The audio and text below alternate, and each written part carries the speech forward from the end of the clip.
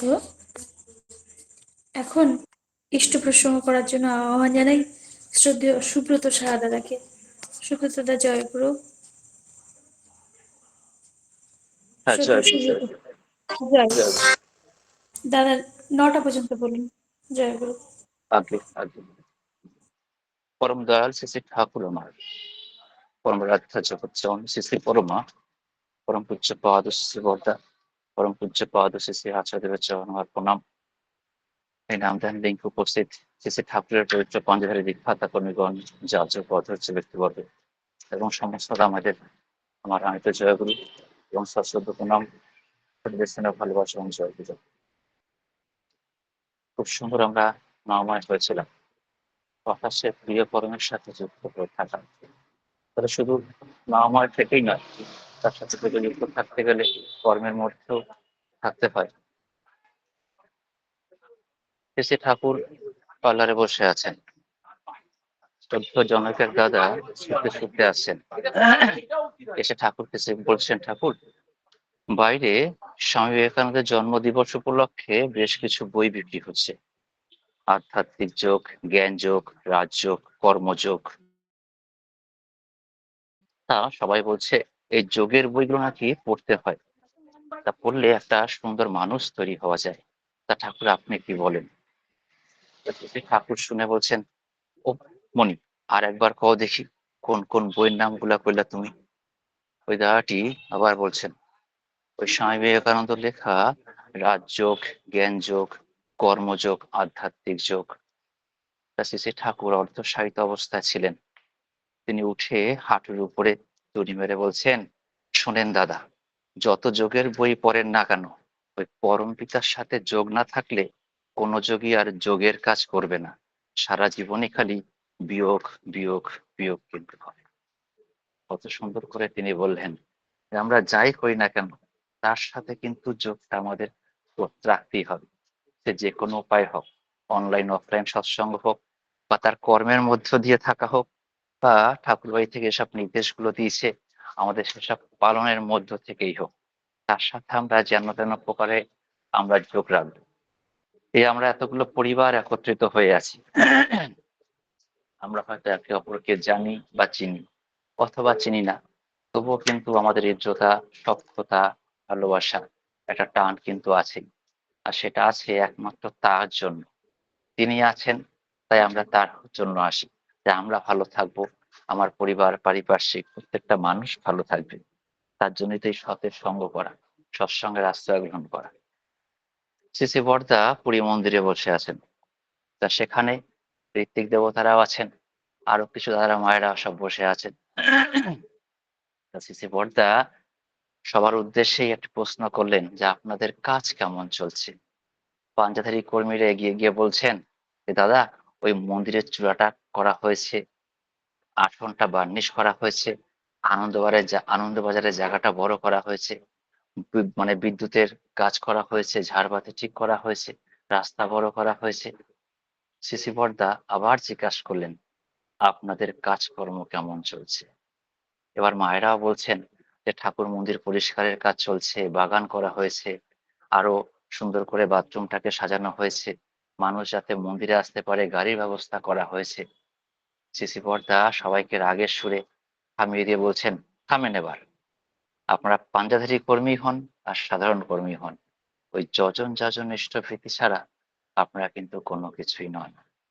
প্রত্যেকে বুঝতে পারলেন যেই যাই কাজ করি না কেন, ওই প্রথমত যজন যাজন ইষ্টভৃতি ছাড়া কোনো কিছুই নয়। তারপরে সিসি বর্দা বলছেন, ইষ্ট স্বার্থ প্রতিষ্ঠা এ জীবনের কর্ম, আর যজন যাজন ইষ্টভৃতি এ জীবনের ধর্ম। ইষ্ট স্বার্থ প্রতিষ্ঠা এ জীবনের কর্ম, আর যজন যাজন ইষ্টভৃতি এ জীবনের ধর্ম। সিসি বর্দা আরেকদিন বসে আছেন পুরী মন্দিরে, সামনে বেশ ছোট ছোট কচি কাঁচা বাচ্চারা বসে আছেন। সিসি বর্দা ওই বাচ্চাদের উদ্দেশ্যে জিজ্ঞাসা করছেন, এই তোরা বড় হয়ে কে কি হতে চাস রে? তার সামনে থেকে ছোট একটি বাচ্চা, 11-12 বছর বয়স, সে হাত তুলে বলছেন, আমি ইঞ্জিনিয়ার হতে চাই। তা সিসি বর্দা খুশি হলেন, বলছেন, বাহ, কত সুন্দর একটা ইচ্ছে।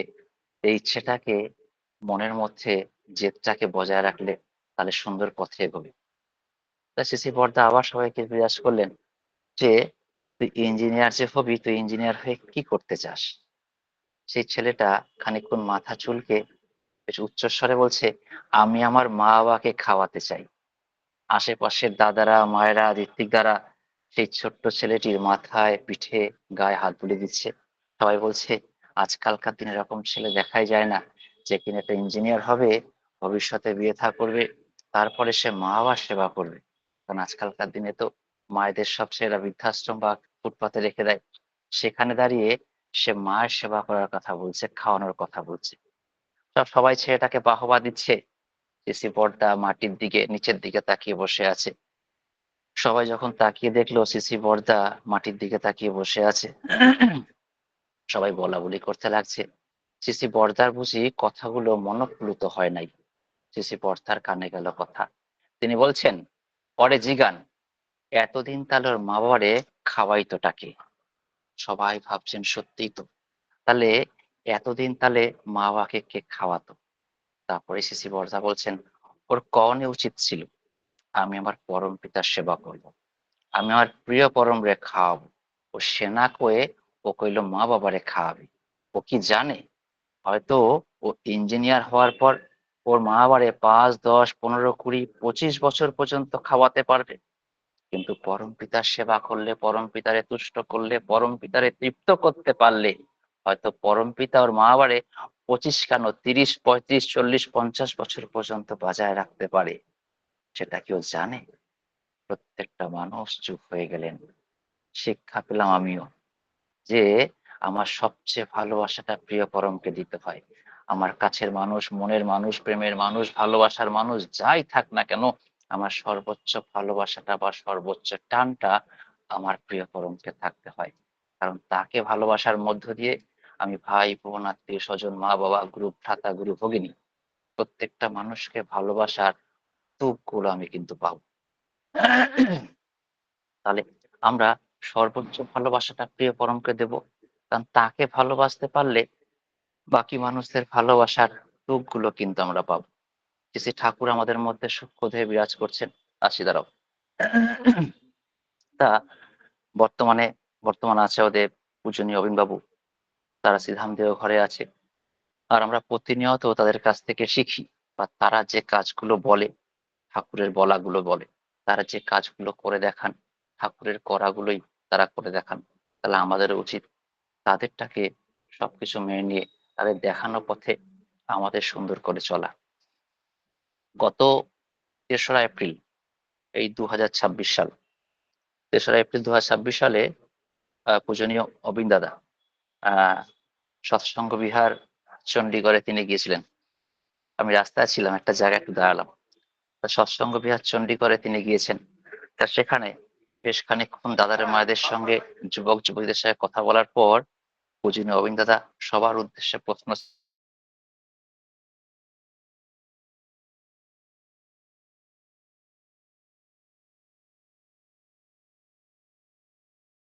যে ত্রেতা যুগের পুরুষোত্তম শ্রীরামচন্দ্র, একটা ফোন আসছে। পিছন থেকে অনেকে হাত তুললেন, তারা বলেও দিলেন ঋষি বশিষ্ঠ মুনি। পূজনীয় অবিন দাদা বলছেন একদম ঠিক। তারপর আবার জিজ্ঞাসা করলেন, দাপর যুগের পুরুষোত্তম শ্রীকৃষ্ণ, তার গুরু কে ছিলেন? অল্প কজন মানুষ হাত তুললেন। অবিন দাদা জিজ্ঞাসা করলেন, তাদের মধ্য থেকে বলছেন সন্দীপন মুনি। পূজনীয় অবিন দাদা হাসলেন। পূজনীয় অবিন দাদা আবার জিজ্ঞাসা করলেন, এবার বলেন তো জেসাস ক্রাইস্ট বা যীশু খ্রিস্টের দীক্ষা গুরু কে ছিলেন? একটা হাতও উঠল না। পূজনীয় অবিন দাদা বলছেন, যীশু খ্রিস্টের দীক্ষা গুরুর নাম হচ্ছে জন দ্য ব্যাপটিস্ট। তারপরে পূজনীয় অবিন দাদা বলছেন, তাহলে একবার চিন্তা করে দেখেন, সত্য ক্রেতা দাপর কলি, প্রত্যেকটা প্রতিটা যুগে যুগে যে নররূপে পুরুষোত্তমরা এসছে, তারা তাদের মতন বাঁচবার জন্য একজন জীবন্ত গুরুকে ধরেছে, এবং তাদেরকে ধরে তাদের দেখানো পথে অনুসরণ করে তারা কিন্তু চলেছে। আর আমরা এ যুগে দাঁড়িয়ে আমরা প্রিয় পরমকে ধরেও, জীবন্ত গুরুকে ধরেও তার মতন করে চলতে গেলেও আমরা সেটাকে আবার শর্টকাট করে ফেলি। তাই আমাদের জীবনের দুঃখগুলো যত শর্টকাট করি, দুঃখগুলো এসে আরো বড় হয়ে যায়। আসলে তিনিও বলতে চাইলেন যে আমরাও যেন সেই জীবন্ত গুরুকে ধরে তার কথা মতন চলি। আমরা সবাই জানি যে শ্রী চৈতন্য মহাপ্রভু দীক্ষা নিয়েছিলেন কেশব ভারতীর কাছ থেকে। শ্রীরামকৃষ্ণ পরমহংসদেব শেষ জীবনে তোতাপুরীর কাছ থেকে দীক্ষা নিয়ে সার্থকতা লাভ করে। স্বামী বিবেকানন্দ কথা সবাই জানি। নরেন্দ্রনাথ নরেন্দ্রনাথ স্বামী বিবেকানন্দ, তার দীক্ষা গুরু ছিলেন শ্রীরামকৃষ্ণ পরমহংসদেব। শিবাজি সে রামদাসকে গুরু বলে মানতেন। তাহলে প্রতিটা গুরুকে ধরেছেন সবাই, এবং তার কথা বলা চলা অনুযায়ী যারা চলতে পেরেছে তারাই কিন্তু জীবনে সার্থকতা লাভ করেছে। নাহলে আমি আপনি কতটা বা তাকে জানতে পারি? 138টা বছর ধরে তার সঙ্গ করে কত তাবর তাবর পার্শ্বদরা তাকে সম্পূর্ণ চিনতে পর্যন্ত পারেনি। আমি আপনি তো কোনো ছাড় নেই। তাই তাকে চিনি বা না চিনি, তার কর্মের মধ্যে আমরা যদি লেগে থাকতে পারি, তার ধারণা, ইডিওলজি, ভাবধারা, অনুশাসনবাদ এগুলো যদি আমরা মেনে চলতে পারি, তাহলে কিন্তু আমরা তার মত, তার দেখানো পথে আমরা চলে আমরা নিজেদের বাঁচা বাড়ার পথটাকে সুন্দর করতে পারবো, সুদৃঢ় করতে পারবো। সদ্গুরু সৎ দীক্ষা নেওয়া তখনই কিন্তু আমাদের সার্থক লাভ করবে। আহ শ্রী শ্রী আচার্যদেব, বর্তমান আচার্যদেব গত 7ই এপ্রিল এই 2026 সাল, তা বর্তমান আচার্যদেব সকালে প্রার্থনা হয়ে যাওয়ার পর যখন ফিলান্থ্রপিতে এসে তিনি যখন এসে বসলেন, বেশ খানিকক্ষণ পর যারা সামনে দাদারা মায়েরা আছেন, মায়েদের উদ্দেশ্যে বলছেন, আপনারা তো এতক্ষণ প্রার্থনা করে এলেন, ধরেন প্রার্থনা করার পর আপনারা ঘরে গিয়ে তরকারি রান্না করতে বসছেন। মনে করেন যে তরকারিতে লবণটা খুব বেশি হয়ে গেল, তাহলে কি আপনারা ওই প্রার্থনা করবেন? নাকি প্রার্থনা করলেই ওই তরকারিতে লবণটা একদম চলে যাবে? একটা হাসি রোল উঠলো চারদিকে। আসলে বলছেন, প্রার্থনা যদিও সব জায়গাতেই করা যায়, ঠাকুরের বলা আছে, যেথায় থাকি শোষণা বেহুশ করতে সন্ধ্যা প্রার্থনা, হবি তাতে কর্ম নিপুণ, শক্তি পাবে বর্ধনা। কিন্তু শুধু প্রার্থনা করলেই হবে না, প্রার্থনার সাথে একটা বুদ্ধি করে চলা চাই, একটা ট্যাকটিস আমাদের চলা চাই। আসলে বলছেন, তাহলে আমাদের প্রার্থনা, যারা আমরা সৎসঙ্গী, যারা ঠাকুরকে প্রার্থনা করে, আমার সব সময় আমার প্রত্যেকটা কাজ আমি ঠাকুরকে উদ্দেশ্য করে করব। রান্না হোক, যে কোনো কাজকর্ম হোক, যে ঠাকুর এটা তোমার উদ্দেশ্যে করা, তাহলে আমার মধ্যে ঠাকুর বুদ্ধি জুগিয়ে দেবেন। আর তখনই তিনি বুদ্ধিটা দেবেন যে কতগুলো আলু সেদ্ধ করে সে আলু সেদ্ধটাকে কচলে তরকারির মধ্যে দিলে তরকারির লবণটা কিন্তু চলে যাবে। আসলে বলছেন, আর যারা নাম ধ্যান করে না, ঠিক মতন প্রার্থনা করে না, এই ছোট্ট একটুখানি বুদ্ধিটা তার চিন্তা করতে করতে পরের দিন পর্যন্ত হয়ে যাবে, টোটকাটা কিন্তু কাজে লাগবে না। অর্থাৎ আসলে বলতে চাইছেন, প্রার্থনা নয়, প্রার্থনা দিয়ে আমাদের শুরু, তারপরে প্রতিটা কাজে কর্মে আমি তাকে নিয়ে চলা। আমি রাস্তায় চলছি তাকে নিয়ে চলছি, আমি ঘুমোতে যাচ্ছি তাকে নিয়ে চলছি। আসলে একবার বলেছিলেন, বেডরুম থেকে বাথরুম সর্ব জায়গাতেই ঠাকুর থাকেন, অর্থাৎ তাকে নিয়ে আমার চলা। আমি বাজারে যাচ্ছি, আমার খাদ্যাভ্যাসটাও প্রিয় পরমের দেখানো মতন যদি আমি চলি, তাহলেই কিন্তু আমার ঠাকুরকে নিয়ে চলা হয়। আমি রাস্তায় মেট্রোতে ট্রেনে যাচ্ছি, গায়ে গায়ে পায়ে পাড়া পাড়া পড়ছে, একটা সময় আমিও ওই মানে ঝগড়ার মধ্যে পড়ে যেতাম। এখন ভাবি থাক, ক্ষণিকের তো পথ, যে যার গন্তব্যস্থলে পৌঁছে যাবে, বেকার করে কি হবে, বরঞ্চ আমি তাকে বলি, দাদা দেখুন আপনি কত সুন্দর করে আমার পায়ের উপর দাঁড়িয়ে আছেন। যাই হোক, তা সেই ঠাকুরকে ধরে চলা, তাকে মনে করি যে সে, আমি তার সঙ্গে খারাপ ব্যবহার করলে আমার ঠাকুর কষ্ট পাবে, এর মানে হচ্ছে আমি তাকে নিয়ে ফাঁস করছি। হয়তো কোথাটা ভাই ভাই, শাশুড়ি বৌমার মধ্যে একটা ঝগড়া সৃষ্টি হচ্ছে, আমি সেখানে গিয়ে বলি তোমরা আমার ঠাকুরের দীক্ষা নাও, তাহলে দেখবেন আমাকে শুদ্ধ বার করে দেবে। আমি যদি আমার আচরণ দিয়ে, আমার কথাবার্তা দিয়ে বুঝিয়ে দিই আমার ঠাকুরের চলনাটা কেমন, তাকে বোঝানোর পর বলি আমার ঠাকুর কিন্তু এইভাবে কিন্তু চলতে বলছেন, তিনি শাশুড়ি মায়েদের কিভাবে চলতে বলছেন, নতুন নববধূকে শ্বশুর শাশুড়ির সঙ্গে কিভাবে ব্যবহার করতে বলছেন, ভাতৃস্নেহ বা জ্যেষ্ঠ ভ্রাতা বা কনিষ্ঠ ভ্রাতার সঙ্গে কি ব্যবহার করতে বলছেন, আমরা তার কাছ থেকে কিন্তু শিখেছি। এই শেখাগুলোই আমার মধ্যে আগে রপ্ত করতে হয়, কারণ সেই পরিবারটা আমার ঠাকুরকে চেনে না। আর আমার ঠাকুরের হয়ে আমি ঠাকুরকে রিপ্রেজেন্ট করছি, আমি তার কাছে সামনে গিয়ে, অর্থাৎ আমাকে আগে ঠাকুরময় হতে হবে। তিনি আমাকে দেখে বুঝবেন যে আমার ঠাকুর কিরকম। তাই আমরা আগে ঠাকুরের হয়ে উঠি, যেন মানুষ আমার দেখে বুঝতে পারে আমার চাল চলনা, চাহনি, ব্যবহার, অভ্যাস, চরিত্র, এর মধ্যে থেকে আমার ঠাকুরের ভাবধারাটা আমি কিন্তু ফুটিয়ে তুলবো। তাহলেই আমি সেই পরিবারটাকে মধ্যে দিয়ে আমার ঠাকুরকে আমি রিপ্রেজেন্ট করতে কিন্তু পারছি। গত প্রায় 3 মাস আগে, ফেব্রুয়ারি মাসের কথা। তা বাংলাদেশ থেকে খুলনা থেকে বেশ কিছু মায়েরা গিয়েছিল আচার্যের কাছে। তারা গিয়ে বলছে এখন বাংলাদেশের পরিস্থিতি খুব একটা ভালো না। যাই হোক, এখানে আমার সদ্য বিমল দা আছেন, আমার লোকেশ দাও আসছেন দেখলাম সিলেট থেকে, তা জানবে। তা মায়েরা বলছেন আচার্যদেবকে যে আপনি এমন একটা কিছু আশীর্বাদ করুন না যেন বাংলাদেশের উত্থাল পরিস্থিতিটা একটু ঠিক হয়ে যায়। আচার্যদেব হাসতে হাসতে বলছেন, যার কাছে আমি বসে আছি আপনারা তার সামনে আমাকে বলছেন পরিস্থিতি ঠিক করতে, প্রার্থনা করুন তার কাছে। প্রত্যেকটা মানুষ হয়তো সঠিক হবে না, আপনারা একে অপরকে বলে নিজেরা সঠিক হয়ে যান। আস্তে আস্তে হয়ে দেখবেন এই সঠিক হওয়ার মানুষগুলো অনেকটা দূর পর্যন্ত সঠিক হয়ে যাবে। আস্তে আস্তে পরম পিতার আশীর্বাদে সেটাও কিন্তু ঠিক হয়ে যাবে। কলকাতার ব্যারাকপুর থেকে এক মা এসছেন। আগের দিন রাত্রিবেলা গিয়েছেন, অনেকক্ষণ বসে বসেও আচার্যদেবের দেখা পাননি। পরের দিন সকালেও দেরি করে গিয়েছেন বলে আচার্যদেবের দেখা পাননি। সন্ধ্যেবেলা অনেকক্ষণ ধরে বসে আছেন। আচার্যদেবকে বলছেন, আমি আপনাকে 2 দিন ধরে দেখা পাইনি, আজকে দেখবো বলে আমি 2 ঘন্টা ধরে বসে আছি। আমার কত সৌভাগ্য যে আমি আজকে আপনার দেখা পেলাম। আচার্যদেব বলছেন, সৌভাগ্যটা আমার না, আপনি এসছেন ঠাকুরের কাছে। ঠাকুর রয়েছেন, আপনার মনের যা ইচ্ছা ঠাকুরকে বললে চলে যেতে পারতেন। মা বলছে, তা কি হয়, আপনার সঙ্গে দেখা করাটা তো জরুরি। আচ্ছা বলছেন, শোনেন, ঠাকুরের জগতে 2টো রাস্তা, নিশ্চিত এবং অনিশ্চিত। ঠাকুর হচ্ছে নিশ্চিত, আমি হচ্ছে অনিশ্চিত। ঠাকুরের কাছে বলতেন, সেটা হচ্ছে নিশ্চিত পথ। আপনিও যার কাছে বলেন, আমিও তার কাছে বলি। তাহলে অনিশ্চিতের পথটা বাঁচবেন না, নিশ্চিতের পথটা কিন্তু বাঁচবেন। এই হচ্ছেন আমাদের আচার্যদেব। তিনি সর্বক্ষণ কিন্তু বলেন প্রিয় পরমকে ভালোবাসতে, সব কিছুর মধ্যে তাকে দেখতে। কদিন আগেও আমরা দেখেছিলাম তার কথাগুলো, যে তিনি বলছেন আমরা প্রিয় পরমের কাছে আমরা কিছু চাইবো না। তাহলে কি বলবো, যে ঠাকুর তুমি তৃপ্ত হও, তুমি আনন্দ পাও। এই দুটো কথার মাঝখানেও আমার মনে হয় অনেক কিছু কথা রয়ে গেল। ঠাকুর তৃপ্ত হবে, ঠাকুর আনন্দ পাবে, কিভাবে পাবে? সেটা কিন্তু দিতে হবে আমাদের কাছ থেকে। আমাদের ঘরে যারা কচি কাঁচা আছে, সে কাঁদলে পরে তার হাতে খেলনা দিই, খাওয়ার জিনিস দিই, আওয়াজ করে খেলনাগুলো দিই, অর্থাৎ তার কান্না কমানোর তুকগুলো আমরা জানি, তাই তাকে দিয়ে সে যেন আনন্দ পায়, হাসে, আমরা সে কাজগুলো করি। তাহলে আচার্যদেব বলছেন আমরা ঠাকুরকে বলবো, ঠাকুর তুমি তৃপ্ত হও, আনন্দ পাও, আমার বৃদ্ধি যেন তোমাকে স্পর্শ করে। একটা সময় আমিও ঠাকুরকে রোজ বলতাম, এই হোক এই হোক, আমার এই হোক। যার যার অসুস্থ আছে মন্দিরের পাশে নাম জানি, তাদের জন্য মঙ্গল প্রার্থনা করি তোমার জন্য। কিন্তু আচার্যের ওই কথাটা শোনার পর মঙ্গল প্রার্থনা খালি বলি, তুমি আনন্দে থাকো, তুমি তৃপ্ত হও, তোমার আনন্দের জন্য আমার যা করণীয় তুমি আমাকে দিয়ে তা করিয়ে নাও। এটা আমার অনুভূতি।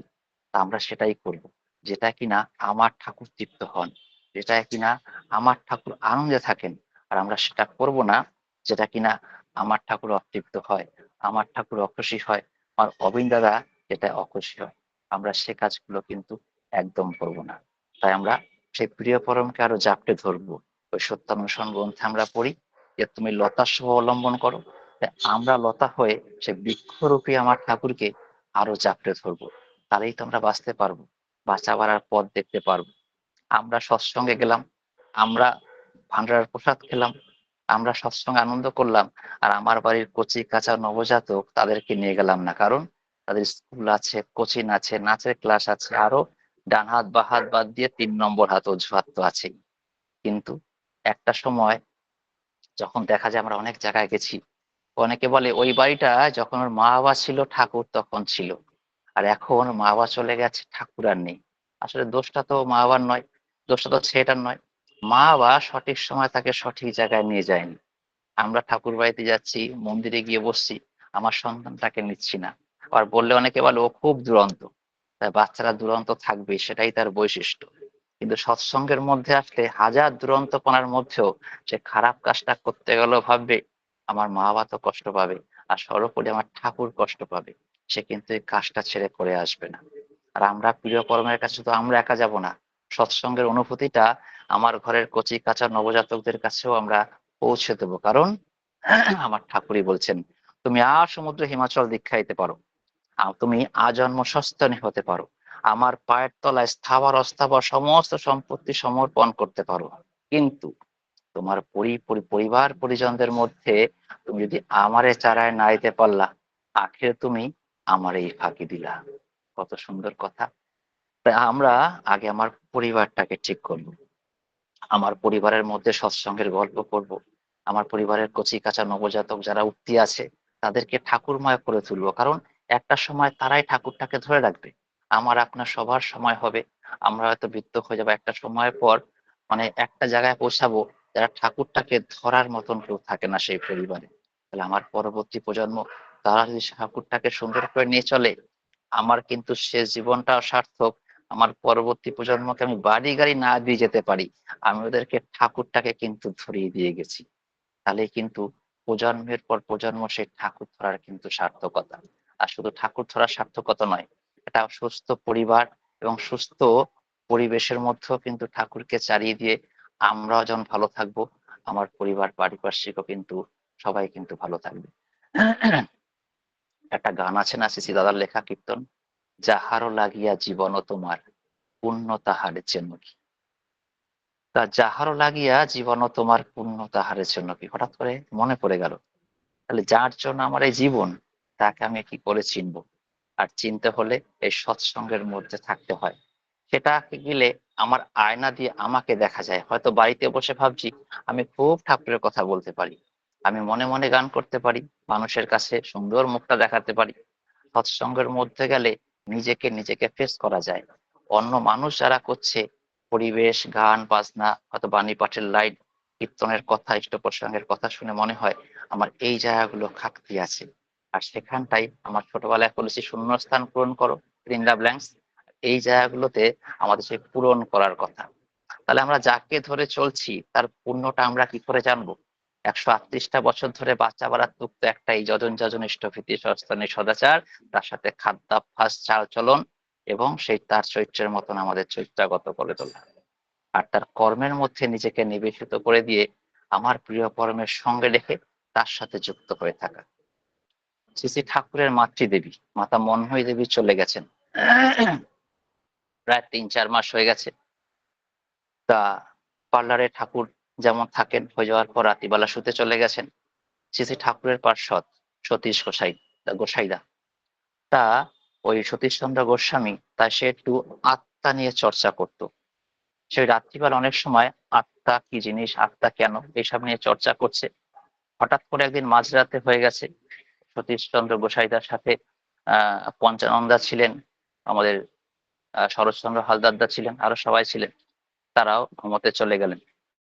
তা সতীশ গোসাইদা তাকিয়ে আছেন, হঠাৎ করে দেখছেন শ্রী ঠাকুরের দরজার সামনে একটা সাদা ঘোমটা দেওয়া মানুষ, বিধবা মতন শাড়ি পরা এক মা হঠাৎ করে ঢুকে গেলেন। এদিকে দরজাটা কোনো খুললেন না, আবার বেশ খানিকক্ষণ পর বেরিয়েও গেলেন, ছুটে যেতে গেলেন, মাটি চলে গেল। এরকম প্রায় 1 মাস 2 মাস হয়ে গেছে। আবার এরকম আত্মা নিয়ে চর্চা করছেন, হঠাৎ করে দেখছেন সেই সাদা শাড়ি পরা মাটা আসছেন, এসে ঠাকুরের দরজার সামনে এসেই ঢুকে গেলেন। আর গোসাইদাও ঠাকুরের সামনের দরজায় এসে দাঁড়িয়ে আছেন।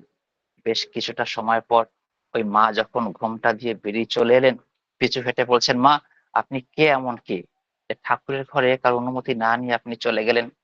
মা সাড়া দিচ্ছেন না। গোসাইদা আবার জিজ্ঞাসা করছেন, আপনি কে, এত রাতে ঠাকুরের ঘরে ঢুকে গেলেন কাউ কিছু না বলে? যখন মা ঘোমটা তুললেন, আমাদের গোসাইদা সতীশচন্দ্র গোস্বামীরা অবাক হয়ে গেলেন, বলছেন, মা আপনি এসছেন, আপনি তো চলে গেছিলেন, এখন তো বিদেয়ীতে আছেন। মাতা মন্ময়ী দেবী কাঁদছেন, বলছেন, তোমরা যারা বিশ্বপিতা কও, আমি তারে পেটে ধরেছি, কত প্রহার করেছি, বকেছি, গাল মন্দ করছি, বকাবকি করছি, আজ তখন তো বুঝতে পারি নাই, তাকে চিনতে কোনোদিনও পারিনি। আজ তো আমি দেখে নেই, তাই বিদেহী অবস্থায় তার পা দুটো ছুঁয়ে একটু প্রণাম করতে এসেছি। সে যে বিশ্বপিতা, আমি তাকে গর্ভে ধারণ করেছি, কিন্তু আমি বুঝতে পারিনি যে আমার কোলের সন্তানটাই সারা বিশ্বের বিশ্বপিতা হয়ে যাবে। মা হয়তো ছেলেকে প্রণাম করতে পারে না, আজ আমি বিধেয়ী অবস্থায় চুপি চুপি করে তার পা দুটো ধরে একটু প্রণাম করতে আসছিলাম। গোস্বামীরা কাঁদতে শুরু করছেন। মাতা মন্ময়ী দেবী নিমেষের মধ্যে চলে গেলেন। তাহলে যে মা ঠাকুরকে জন্ম দিয়েছেন, সেই যদি বলেন বিশ্বপিতাকে তিনি চিনতে পারেননি, তাহলে আমরা কি করে চিনব? অবশ্যই চিনব। তাকে চিনবার জন্য তার সঙ্গে লেগে থাকতে হবে। পঞ্চনীতি, খাদ্যাভ্যাস, চালচলন এবং তার কর্মের মধ্যে যোগ দিয়ে তার কথা যাজন করা আমরা সবসময় কিন্তু করব। আমরাই বলি যে পরম পিতার ইচ্ছে ছাড়া গাছের পাতা নড়ে না, তিনি না খেয়ে দিলে আমরা খাই না। সত্যিই তাই। ওই অনুশ্রুতি গ্রন্থের ৭ম খণ্ডের সেবা অধ্যায় ৭০ নম্বর বাণীতে আছে, দেখবেন, যার প্রসাদে খাচ্ছ তুমি, চলছ বলছ করছো বেশ। যার প্রসাদে খাচ্ছ তুমি, চলছ বলছ করছো বেশ, তার চর্চা বাদ দিয়ে কি পাওয়া কি তোমার হয় অশেষ। তাহলে আসুন আমরাও তার চর্চা করব, তার কথা বলবো। ওই একটা গান আছে না, যে তৃষায় হারালে তোমারে হারাবো, সে তৃষায় আমারে হারায়ও না। তার ঠিক ৫ নাম্বার লাইনটাই আছে, যে কথার মাঝে তব কথা নাই, সে কথা আমারে শোনায়ও না। তাহলে যে কথার মধ্যে তোমার কথা থাকবে না, সে কথা আমাকে শুনবো না। সময় প্রায় দোরগোড়ায়, কাটায় কাটায়। যাই হোক, আসুন আমি আপনি সকলেই আমরা তার হয়ে উঠি আর অঙ্গীকার করি। ওই দীক্ষা নেওয়ার দিন যে বলেছিলাম, আজ থেকে প্রিয় পরমকে প্রতিষ্ঠা করে আমার জীবনের যজ্ঞ হোক, যে আমি আপনি সকলে সেই যজ্ঞে আহুতি দেই। ভুল হোক ঠিক হোক, তার দেখানো পথে চলে যাই। আরো মানুষকে নিয়ে একই সুরে জয়গান গেয়ে উঠি, বন্দে পুরুষোত্তমম, বন্দে পুরুষোত্তমম, বন্দে পুরুষোত্তমম। সবাই খুব ভালো থাকবেন। আর যারা ওখানে আসা, আমার বিমল কৃষ্ণ সানাদা খুব প্রিয় মানুষ, তাকে আমার জয়গুরু জানাই। এবং হ্যাঁ, যারা যারা আছেন প্রত্যেকের ইষ্টোৎসব জীবন প্রার্থনা করি। জয়গুরু, বন্দে জয় পুরুষোত্তম। জয় গুরু দাদা, জয় গুরু। শ্রদ্ধেয় সুব্রত দাদা মানে সবসময় খুব সুন্দর আলোচনা করেন। আজকেও খুব সুন্দর করে মানে বলছিলেন আমার প্রতি প্রত্যেককে সমৃদ্ধ হয়েছে, যে খুব সুন্দর আলোচনা করে যে পরমপিতার সাথে যুক্ত থাকলেই আমাদের সব যোগই পূর্ণ হবে। যজন যাজন ইষ্টভীতি এই জীবনের ধর্ম, আর ইষ্ট স্বার্থ প্রতিষ্ঠাই এই জীবনের কর্ম। পরমপিতাকে খুশি করাই আমাদের ধর্ম। প্রত্যেকের জীবনে জীবন্ত গুরুর ধরার প্রয়োজন আছে। প্রত্যেকের নাম ধ্যান করতে হবে, আর আমরা যেন তার হয়ে উঠতে পারি। তার কাছে কিছু চাইতে নেই, পরম পিতাই যেন সবসময় খুশিতে থাকেন, এই প্রার্থনা আমাদের করতে হয়। আমাদের আচরণের মধ্য দিয়ে তাকে আমরা খুশি করতে পারবো। তাই তিনি খুশি থাকলে আমরা ভালো থাকবো। জীবে ইষ্ট বিতরণ যে করে, সেই জন্যই সে বিচে ঈশ্বর। পরম পিতা সর্বত্র বিরাজমান, তার ইচ্ছায় সব হয়। তার সঙ্গে যত যুক্ত থাকবো, তত মুক্ত হব। খুব সুন্দর আলোচনা করলেন দাদা। আমরা প্রত্যেককে সমৃদ্ধ হলাম। পরম পিতার আমরা আতুল চরণে আপনার সার্বিক মঙ্গল প্রার্থনা করি। খুব ভালো থাকুন, সুস্থ থাকুন এবং আনন্দে থাকুন।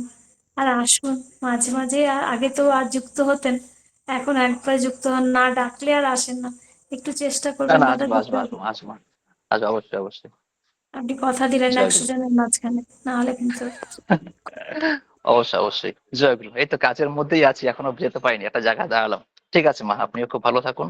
অবশ্যই আসবো, খুব ভালো লাগে, কারণ আমরা সবাই তো সৎসঙ্গী, তার জন্য আমরা আসছি। জয় গুরু। জয় গুরু দাদা, জয় গুরু। পরম পিতার কাছে আপনার পরিবার, পারিপার্শ্বিক সবার সুদীর্ঘ নিরোগী সচ্ছল জীবন প্রার্থনা করি। জয় গুরু দাদা।